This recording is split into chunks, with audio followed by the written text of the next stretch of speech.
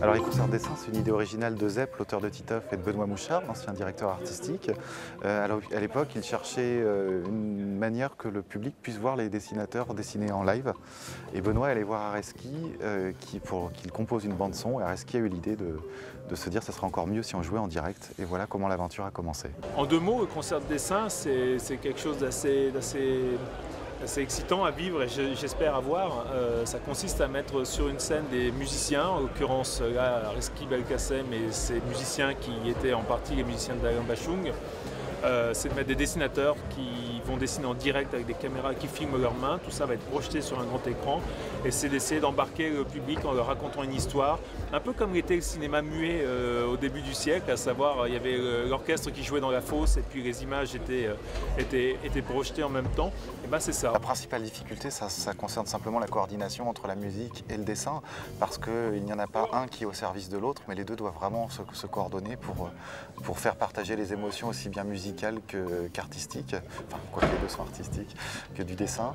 C'est quelque chose qui demande beaucoup de temps de travail, beaucoup de temps de préparation, parce qu'il faut aussi que les dessins se fassent dans un temps limité.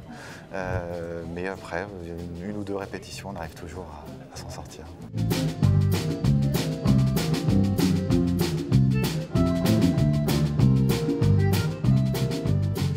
Il y avait des difficultés de toute nature, déjà musicales, parce qu'il faut trouver les thèmes qui engendrent dans l'histoire, qui disent quelque chose, puis que les dessinateurs aussi, il n'y a pas de gomme, hein.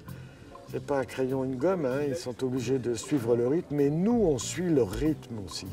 Notre métier à nous, en tant que dessinateur, c'est de dessiner quand même 8 à 10 heures par jour, tout seul, sur une table de dessin, sans personne qui vient te regarder par-dessus l'épaule. Et là, on se retrouve d'un seul coup devant 800 personnes, ce qui est le cas ici en Angoulême, 800 personnes qui te regardent en train de dessiner sous des projecteurs avec des musiciens à côté de toi. D'habitude, moi je suis tout seul avec la radio, les musiciens ils ne sont pas dans mon atelier.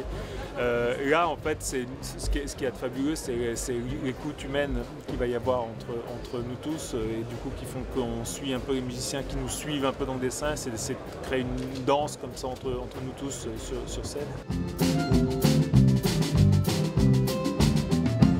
Un concert de dessin d'abord s'appuie sur un scénario.